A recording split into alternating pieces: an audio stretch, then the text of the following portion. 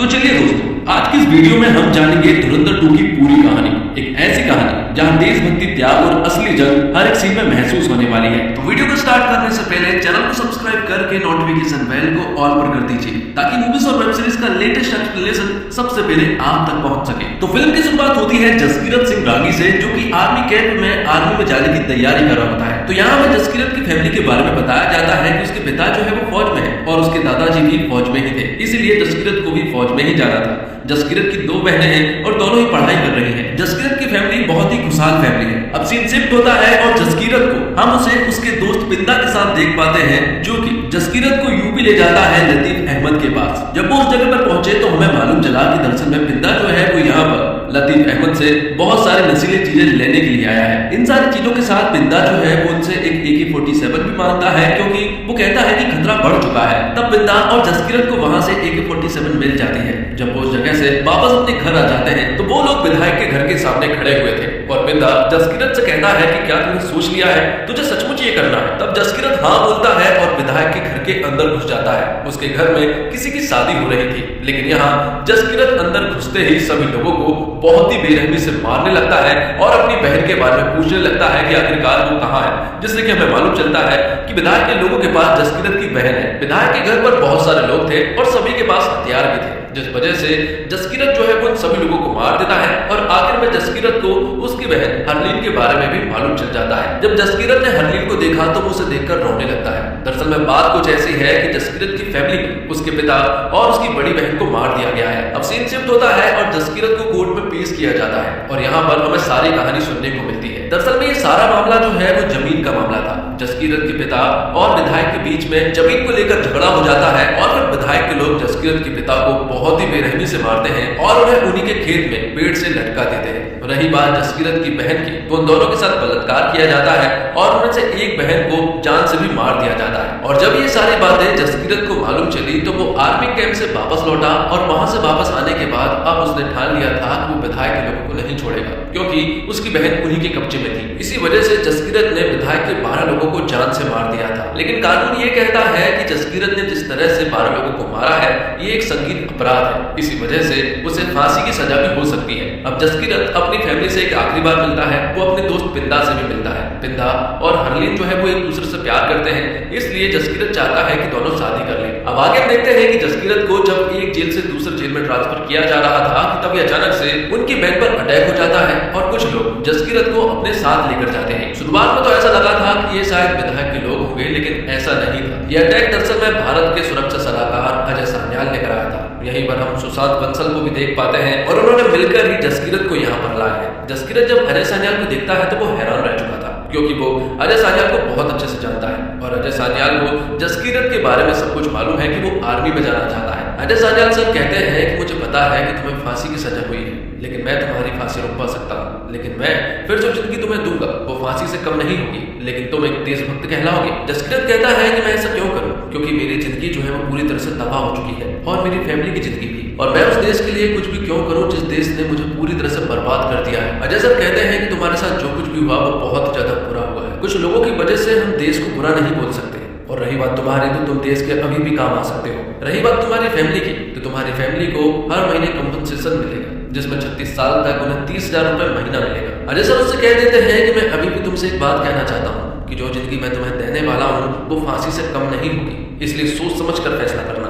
लेकिन यहाँ पर जसकीरत ने अपना मन बना लिया था, वो अजय सर का साथ देने के लिए तैयार है। जिसके बाद जसकीरत को एक नई पहचान मिलती है और उसे अफगानिस्तान से पाकिस्तान भेजा जाता है और अब कहानी जो है वो प्रेजेंट में आ जाती है, जहां हम देखते हैं कि रहमान डकैत की मौत के बाद से अब हर कोई लियारी पर हुकूमत करना चाहता है, जिनमें सबसे पहला नाम अरशद पप्पू का था, क्योंकि अरशद पप्पू सिर्फ और सिर्फ रहमान डकैत से ही डरता था। लेकिन अब उसके चले जाने के बाद अब वो यहाँ पर हुकूमत करना चाहता है। वो पूरी लियारी को बता देता है कि उनका अगला बादशाह जो है वो अरशद पप्पू है। दूसरी तरफ हम देखते हैं उजैर को, जो कि बहुत ही ज्यादा गुस्से में है, क्योंकि रहमान डकैत के चले जाने के बाद अब वो पूरी तरह से बौखलाया हुआ है। उसे मालूम है कि इन सारी चीजों के पीछे SP असलम का हाथ है और वो चाहता है कि किसी भी हालत में SP असलम को वो मार डाले। लेकिन यहाँ पर हम जब उसे बताता है कि ये काम SP असलम का नहीं, ये काम SP असलम ने जरूर किया है, लेकिन इन सब के पीछे अरशद पप्पू का हाथ है। अगर तुझे अपना गुस्सा निकालना ही है तो अरशद पप्पू के ऊपर निकाल, क्योंकि लियारी का अगला बादशाह वही बनने वाला है। तो अब आगे हम देखते हैं कि हमजा और उजैर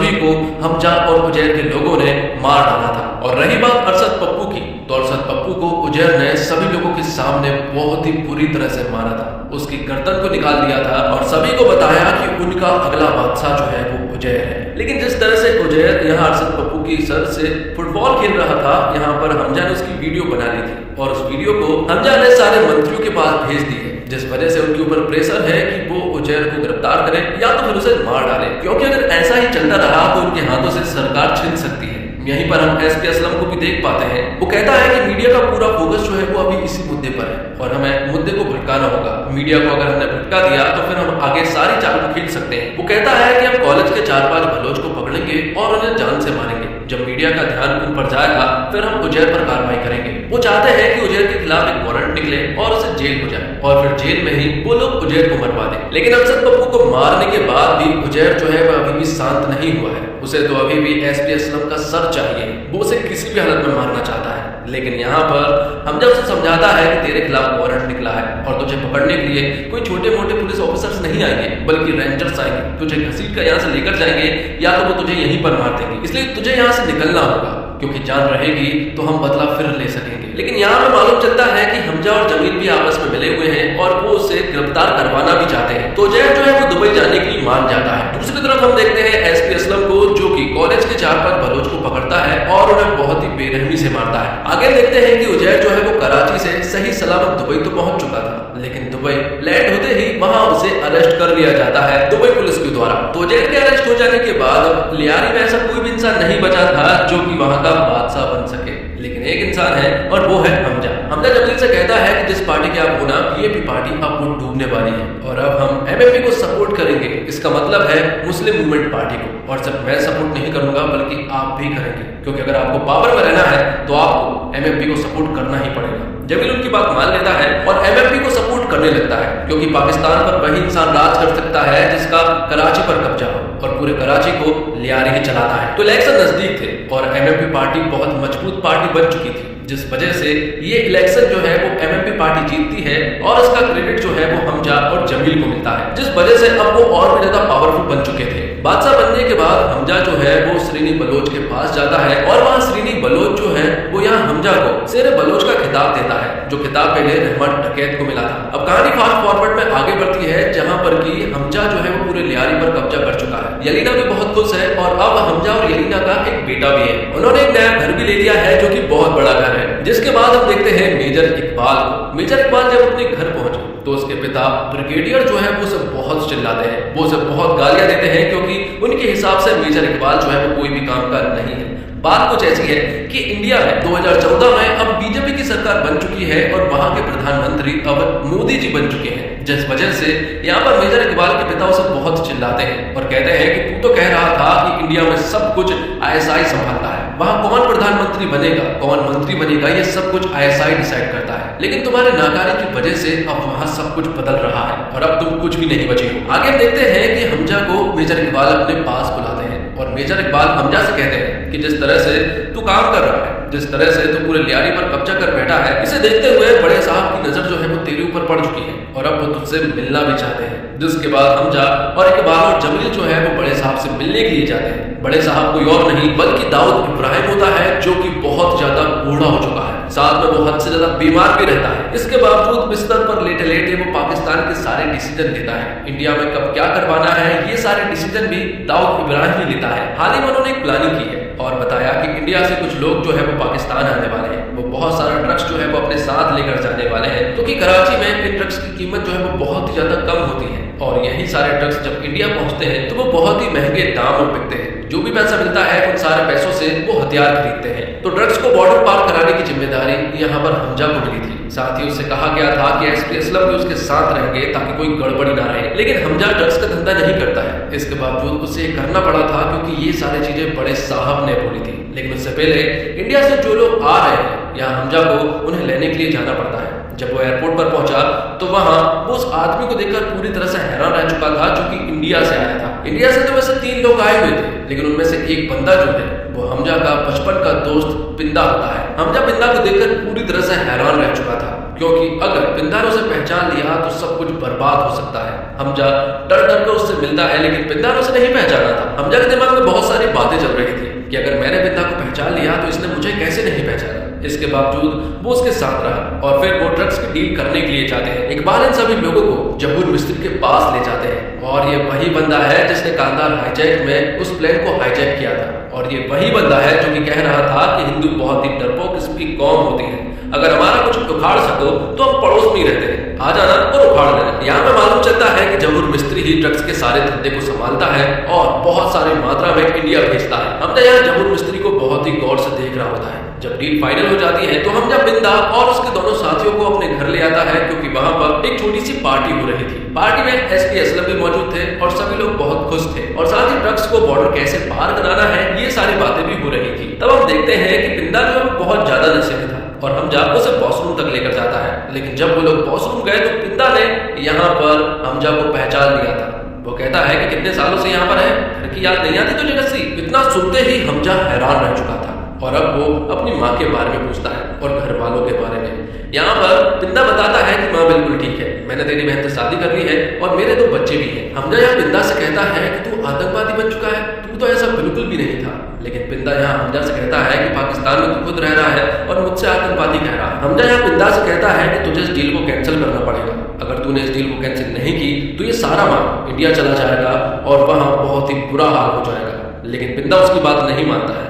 यहाँ उनके बीच में झगड़ा होता है। बिंदा यहाँ बहुत ज्यादा नशे में था, जिस वजह से वो हमजा के ऊपर अटैक कर देता है। लेकिन उनकी इस हाथापाई में बिंदा जो है वो मारा जाता है और हमजा ने उसे मारने की बिल्कुल कोशिश नहीं की थी, बल्कि वो तो एक हादसे के रूप में मारा गया। लेकिन जब वो मारा गया ना तो हमजा की सुट्टी पुट्टी गोल हो जाती है, क्योंकि उसे समझ नहीं आ रहा था कि अब वो बाहर कैसे जाए। तभी यहाँ पर उमर आ जाता है जो कि इंडिया का ही एक एजेंट है और उमर यहाँ पर हमजा से कहता है कि तेरा जिंदा रहना बहुत ज्यादा जरूरी है, मुझे जितना काम यहाँ पर करना था मैं कर चुका हूँ, लेकिन अगर तू मारा गया तो ये मिशन यहीं पर अधूरा रह जाएगा। उमर यहाँ हमजा से कहता है कि बस मुझे भूलना मत, बरेली का ये छोटा सा पॉकेट मार आज देश के काम आने वाला है। तब हमजा वहां से बाहर आ जाता है और उमर जो है वो बिंदा को 2 गोली मारता है, जिससे कि सभी को ऐसा लगा कि उमर ने ही बिंदा को मारा है, जिससे कि अब सभी को ये बात मालूम चल चुकी थी कि उमर जो है वो इंडिया का एक एजेंट है। आलम यहाँ पर उमर से पूछताछ कर रहा था कि तभी यहाँ पर हमजा आ जाता है और हमजा आते ही उमर को गोली मारकर उसकी हत्या कर देता है। आलम यहाँ हमजा से कहता है कि तुम्हें ये नहीं करना चाहिए था,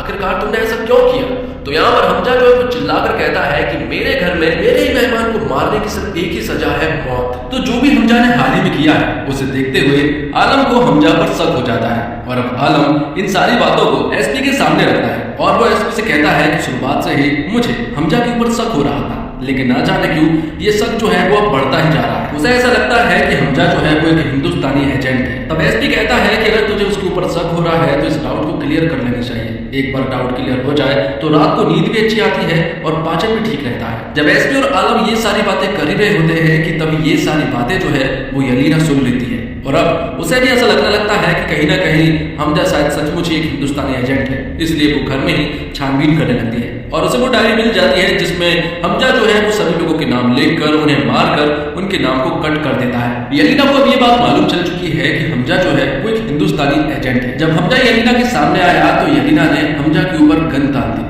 और उससे कहा कि जब तक बात व्यापार और पॉलिटिक्स की थी तब तक तो वो चुप रही, लेकिन अब बात मेरे मुल्क की है और अब वो चुप नहीं रहेगी। हमजा कहता है कि तुम्हें अगर मुझे मारना है तो तुम मार दो, लेकिन उससे पहले मेरी एक बात सुनो।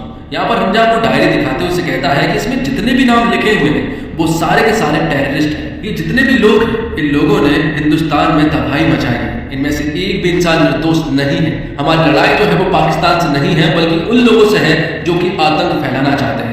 ये लोग जितना हमारे देश के लिए खतरा है उससे कहीं ज्यादा तुम्हारे देश के लिए खतरा है, क्योंकि ये देश के लिए कुछ नहीं करते बल्कि हमारे देश में और तुम्हारे देश में सिर्फ आतंक फैलाते हैं। ये सारी बातें सुनने के बाद यलीना भी उसकी बात मान लेती है और वो कहती है कि इन सब चीजों में मेरे बेटे को कुछ नहीं होना चाहिए। साथ ही यलीना ने यहाँ पर हमजा को ये भी बता दिया था कि एसपी चौधरी को तुम्हारे ऊपर शक हो गया है, जिस वजह से तुम्हें तैयार रहना चाहिए। तो वही एसपी असलम को फुजैर के बारे में मालूम चलता है कि उसे दुबई से पाकिस्तान की जेल में शिफ्ट किया जा रहा है, लेकिन यहाँ पर एसपी असलम ने फुजैर को मारने की सारी प्लानिंग कर ली है। लेकिन अब उन्हें हमजा के बारे में भी मालूम चल चुका है, इसलिए वो चाहते हैं कि अब वो हमजा को भी खत्म करें। हमजा यहाँ एसपी असलम के पास कॉल करता है और उन्हें बताता है कि जिस रूट से आप फुजैर के ऊपर अटैक करने वाले हैं उस रूट से आप मत जाइए बल्कि आप दूसरे रूट से जाइए। असलम को ये बात मालूम चल चुकी है कि हमजा जो है वो श्रीनी बलोच से मिलने के लिए गया था। जिस तरह से एसपी असलम हमजा की फील्डिंग सेट कर रहा है, उसी तरह से हमजा भी एसपी असलम की फील्डिंग सेट कर रहा है। क्योंकि जब हमजा श्रीनी बलोच के पास गया था तो उसने उन्हें सब कुछ बता दिया कि जिन कॉलेज के बलोचों को मारा गया था उन लोगों को दरअसल में एसपी असलम ने ही मारा था। एसपी असलम को बहुत अच्छे से मालूम है कि जो रूट हमजा ने बताया है, अगर उस रूट से मैं गया तो हमजा जो है वो मुझे मरवा देगा। तब एसपी असलम उजैर के पास उमर को भेजता है और यहाँ एसपी असलम खुद जो है वो हमजा के पास जाता है उसे मारने के लिए। यहाँ हम देखते हैं कि हमजा के पास जमीन पे बैठा हुआ था और ये सारी बातें सुन रहा था। यहाँ हमजा और एसपी असलम के बीच में फोन पर बहुत सारी बातें हो रही थी। एसपी असलम कहता है कि जो चाल तू खेल रहा है ना उसमें तू कामयाब नहीं हो पाएगा। एसपी असलम को यहाँ पर लग रहा था कि खतरा जो है वो उमर के ऊपर है, जबकि ऐसा नहीं है, क्योंकि असली खतरा तो एसपी असलम के ऊपर है और एसपी असलम को ही ये सारा प्लान किया गया था, ना कि उजैर को मारने का। अचानक से एक कार जो है वो एसपी असलम की कार से टकराती है और यहाँ पर एक बहुत बड़ा ब्लास्ट होता है और इस ब्लास्ट में एसपी असलम जो है वो मारा जाता है और एसपी असलम की कहानी यहीं पर समाप्त होती है। आगे देखते हैं कि उमर ने उजैर को मार तो नहीं पाया, लेकिन उजैर को जेल हो जाती है और उसे आजीवन कारावास की सजा मिली थी। यहाँ पर उजैर से मिलने के लिए हमजा जाता है और कहता है कि तुझे किसी भी चीज की जरूरत पड़े तो मुझे बताना। अब धीरे धीरे करके हमजा के सारे रास्ते जो है वो क्लियर होते जा रहे थे। एसपी असलम की मौत के बाद से गवर्नमेंट गुस्से में तो है, लेकिन उन्हें ये बात नहीं पता है कि एसपी असलम को मारा किसने है। जिसके बाद हम देखते हैं कि हमजा जो है वो दुबई जाने के लिए रेडी हो जाता है। जब वो दुबई पहुंचा तो वहां उसकी मुलाकात होती है अजय सान्याल और सुशांत बंसल से। हमजा यहाँ सारी ब्रीफिंग दे देता है। वो कहता है कि 500 और 1000 के नोटों को बनाने वाली मशीन जो है वो पाकिस्तान में है और 11,000 करोड़ रुपए जो है वो नेपाल के रास्ते से इंडिया पहुंच चुका है। इसके बारे में अजय सान्याल को नहीं पता था, लेकिन हाल ही में सुशांत बंसल ने उन्हें बताया कि सारा पैसा जो है वो उत्तर प्रदेश पहुंच चुका है।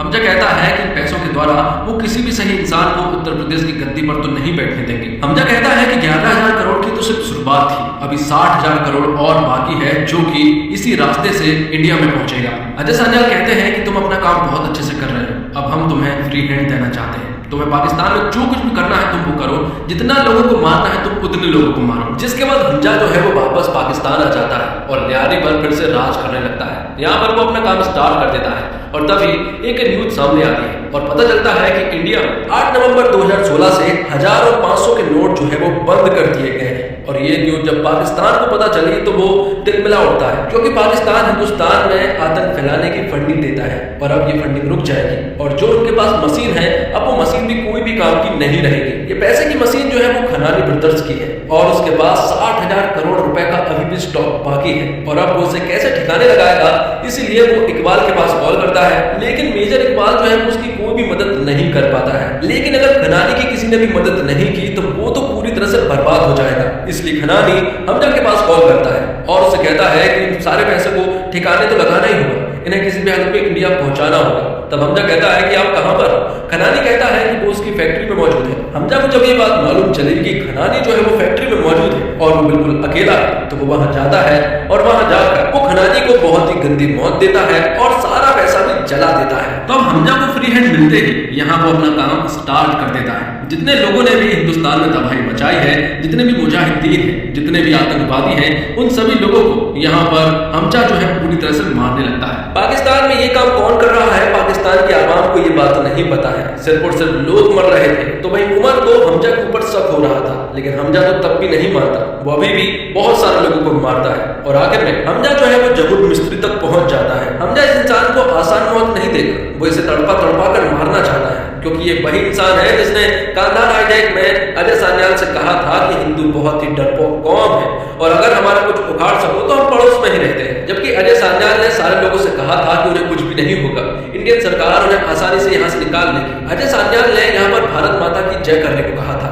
लेकिन किसी के मुंह से डर के कारण आवाज भी नहीं निकली थी। लेकिन आज अब हमजा जो है वो उसे बहुत ही बुरी तरह से मार रहा था और फिर हमजा वीडियो कॉल पर अजय सान्याल को लाइन पर लेता है और उनके सामने ही हमजा उसे बुरी तरह से मारने लगता है। अब यहाँ पर अजय सान्याल जहूर मिस्त्री से कहता है कि उस दिन मेरी एक बात अधूरी रह गई थी। तब यहाँ पर जहूर मिस्त्री उस लाइन को पूरा करता है और वो भारत माता की जय बोलता है। तब यहाँ जहूर मिस्त्री को जान से मार दिया जाता है। आगे हम देखते हैं कि मेजर इकबाल जो है वो हमजा के पास कॉल करता है और उसे कहता है कि बड़े साहब ने हमें याद किया है और आज ही हम उनसे मिलने के लिए जा रहे हैं। हमजा को समझ नहीं आया कि आखिरकार बड़े साहब उससे मिलना क्यों चाहते हैं और अगर अब वो उससे मिलना ही चाहते हैं तो हमजा ने भी एक आखिरी प्लानिंग कर ली थी जहां वो दाऊद इब्राहिम को मारना चाहता था। दरअसल में DRDO ने एक ऐसा पॉइजन बनाया है जो कि खाल के द्वारा किसी के ऊपर भी चढ़ जाता है और आसानी से साइलेंटली रूप से मार देता है। इस पॉइजन को साइलेंट किलर भी कहा जाता है। तो जब हमजा और इकबाल बड़े साहब से मिले तो बड़े साहब ने अपनी प्लानिंग उन्हें बताई। बड़े साहब कहते हैं कि हमारे हाथ से सब कुछ निकलता जा रहा है, इसलिए अब कुछ बड़ा करने की बारी है। वो कहते हैं कि लश्कर ताइबा से मुझे 40 से 50 लोग ऐसे चाहिए जो कि हिंदुस्तान में तबाही मचा सकते हैं, क्योंकि जब 4 से 5 लोग इतनी तबाही मचा सकते हैं तो सोचो 40 से 50 लोग कितनी तबाही मचाएंगे। और इन सभी लोगों को हथियार देने का काम जो है वो हमजा को मिला था। यहाँ पर हमजा हाथ मिलाकर बड़े साहब को मारना चाहता था, लेकिन वो इस काम में नाकाम रहा। जिसके बाद हमजा जो है वो यलीना से मिलता है। यलीना से वो कहता है कि कल मैं बहुत बड़ा करने वाला हूँ, शायद कल के बाद से हम कभी ना मिल पाए, इसलिए हमजा उसे कहता है कि तुम्हें देश छोड़ना होगा। और यहाँ पर हमजा ने उसकी टिकट्स भी कर दी थी। तो भाई मेजर इकबाल जो है वो लश्कर ताइबा के लोगों से मिलता है, उन लोगों से बात करता है और उन्हें सारा मिशन समझा देता है कि उन्हें इंडिया में जाकर क्या क्या करना है। और वो यहाँ पर 40 से 50 लोगों को सिलेक्ट करता है और उनसे कहता है कि पूरे हिंदुस्तान को इस बार हमें गूंज कर रखना है। जब हमजा घर से निकला तभी हमजा के घर पर उमर आ जाता है और उमर यलीना के बेटे के माथे पर गन रखकर पूछता है कि क्या हमजा जो है वो हिंदुस्तानी एजेंट है, जिस पर कि यलीना कुछ नहीं कह पाई। लेकिन उमर समझ गया था, जिस वजह से उमर जो है वो ये सारी बातें अब इकबाल को बताना चाहता है। इकबाल को ये बात मालूम चल जाती है कि हमजा जो है वो एक हिंदुस्तानी एजेंट है और मेजर इकबाल के पिता जो कि मेजर इकबाल को गालियां दिया करते थे वो हाल ही में यही काम कर रहे थे। तब मेजर इकबाल उन्हें बहुत ही गंदी मौत मारता है और कहता है कि तेरे किस्से तो अम्मी मुझे बहुत पहले बता चुकी थी, तू एक नंबर का भगोड़ा है। अगले दिन हम देखते हैं कि हमजा जो है वो सारे हथियार लेकर मेजर इकबाल के पास पहुंचता है, क्योंकि ये सारे लश्कर ताइबा को ये सारे हथियार देने थे। लेकिन अब मेजर इकबाल को बहुत अच्छे से पता है कि हमजा जो है वो एक हिंदुस्तानी एजेंट है, इसी वजह से उसने सारी प्लानिंग भी कर रखी है कि हमजा को मारना कैसे है। हमजा जब यहाँ पर आया तो मेजर इकबाल ने उन्हें बहुत सारे नकली नोट दिए। ये बात रिजवान को मालूम चल चुकी है, लेकिन रिजवान अंदर नहीं आ पाया, जबकि रिजवान भी एक हिंदुस्तानी एजेंट है और हमजा के साथ मिलकर उसने बहुत सारे काम किए हैं। लेकिन अब मेजर इकबाल जो है वो हमजा के ऊपर अटैक कर देता है, उसे वो बहुत ही बेरहमी से मारने लगता है। यहाँ हमजा कुछ नहीं कर पा रहा था, बल्कि वो बार बार घड़ी की तरफ देख रहा था, क्योंकि हमजा ने भी कुछ प्लानिंग कर रखी है। दरअसल में बात कुछ ऐसी है कि यहाँ आने से पहले हमजा जो है वो श्रीनी बलोच के पास गया था और उसने उनसे कहा कि अगर मैं तुम्हारे सारे दुश्मन को एक ही छत के नीचे लेकर आ जाऊं तो तुम क्या करोगे। श्रीनी बलोच कहता है कि अगर ऐसा हो जाए तो वो तो तबाही मचा देंगे, तो फिर तबाही मचाने के लिए रेडी रहो, क्योंकि मैं तुम्हें वो मौका देने जा रहा हूँ। तो यहाँ इकबाल हमजा को मार तो रहा था, तभी हमजा कहता है कि अगर तुम्हारे पटाखे खत्म हो गए हो तो मैं धमाके शुरू करूँ। और तभी यहाँ पर एक ऐसा धमाका होता है जिसमें उनकी सारी की सारी बिल्डिंग जो है वो तबाह हो जाती है। यहाँ पर एक बहुत बड़ा धमाका हुआ था, क्योंकि जो सारे हथियार हमजा लेकर आया था उन सब में टाइम बम लगे हुए थे, लेकिन इकबाल के अभी भी बहुत सारे लोग थे जो कि बचे हुए थे। लेकिन यहाँ पर हमजा जो है वो इकबाल और उसके साथियों से लड़ रहा था, उनके बीच में जबरदस्त फाइट होती है, दोनों ही एक दूसरे के ऊपर हावी हो रहे थे कि तभी यहाँ से इकबाल जो है वो भाग निकलता है। तो वही हमजा भी इकबाल की सारी टुकड़ियों से लड़ाई करने लगता है, जहाँ बलूच आर्मी जो है उसका साथ दे रही थी। हमजा को मालूम चल जाता है कि इकबाल किस तरफ भागा है, तब यहाँ पर हमजा जो है वो इकबाल का पीछा करने लगता है। उन दोनों के बीच में बहुत सारे चेस सीन होते हैं, दोनों के बीच में बहुत सारी फाइट होती है, लेकिन आखिरकार दोनों एक दूसरे के सामने आ ही गए थे, जहां पर कि इकबाल ने हमजा को बहुत ही बुरी तरह से पीटा था, लेकिन हमजा के अंदर बहुत सारी सहनशीलता है। फिर आखिर में हमजा जो है वो मेजर इकबाल को बहुत ही गंदी मौत मारता है, उसके दोनों पैरों को काट देता है और उसे फ्यूल के टैंकर में पटक कर उसमें आग लगा देता है। सबको खत्म करने के बाद यहाँ हमजा जो है वो यलीना के पास कॉल करता है और वो कहता है कि मैं तुमसे एक आखिरी बार मेरा नाम सुनना चाहता था, और उसे अपना असली नाम भी बताना चाहता था। वो अपना असली नाम जसकीरत उसे बताता है और आखिर में पाकिस्तानी आर्मी हमजा को पकड़ लेती है और वो उसे बहुत बुरी तरह से मारने लगते हैं। लेकिन फिर भी हमजा उनसे कुछ भी नहीं बोल रहा था। लेकिन जब ये बात अजय सान्याल को मालूम चली तो वो ISI के हेड हसन के पास कॉल करता है और उससे कहता है कि अगर अभी के अभी तुम लोगों ने उस बंदे को नहीं छोड़ा तो वो पूरे पाकिस्तान को उड़ा देंगे। लेकिन हसन कहता है कि अब तो तुम्हारी बारी है बदनाम होने की। तब अजय सान्याल कहते हैं कि एक फोटो और एक वीडियो भेजी है, उसे देखना जरा। उस वीडियो को देखने के बाद पता चलता है कि हसन जो है वो पाकिस्तान की डील कर रहा था इजराइल से, वो भी बहुत सारे मिसाइल की, और पाकिस्तान को इसकी भनक तक नहीं थी। लेकिन अब ये वीडियो जो है वो हसन तक पहुंच चुकी है और इजराइल के लोगों ने ये वीडियो जो है वो हिंदुस्तान को दे दी थी। अजय सान्याल हसन से कहता है कि तू कोई डील अगर इजराइल के साथ करता है और इजराइल हमें ना बताए, ऐसा हो ही नहीं सकता। अब अच्छा यही होगा कि उस बंदे को सही सलामत छोड़, हम यहाँ से प्राइवेट जेट भेज रहे हैं। अगर कुछ भी गलती की तो पाकिस्तान आवाम खुद तुझे कुत्ते की मौत मारेगी। तब हसन अजय सान्याल सर की बताई हुई जगह जगह पर हमजा को छोड़कर आता है और फिर वहां से लेने के लिए जमील आता है। और यहाँ हमें एक बहुत बड़ी बात मालूम चलती है कि जमील जो है ना वो 45 साल से पाकिस्तान में एजेंट बना घूम रहा है। मालूम चलता है कि वो एक हिंदुस्तानी एजेंट है और 45 साल पहले उसे चुनावी सियासत में भेजा गया था। अब जाते जाते हमजा जमील से कहता है कि सिर्फ एक चीज का अफसोस रहेगा और वो ये कि वो दाऊद को नहीं मार पाया।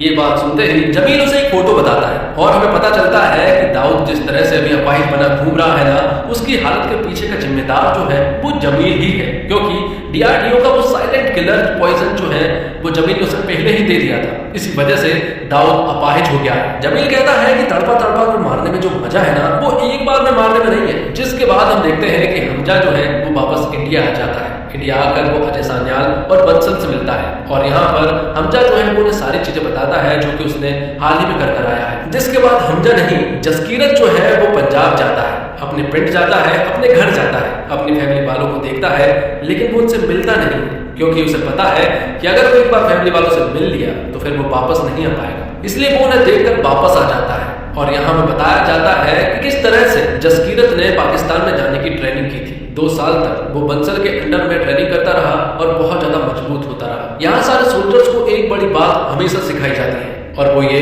कि बलिदान परमो धर्मा। तो दोस्तों ये थी धुरंधर 2 की पूरी कहानी।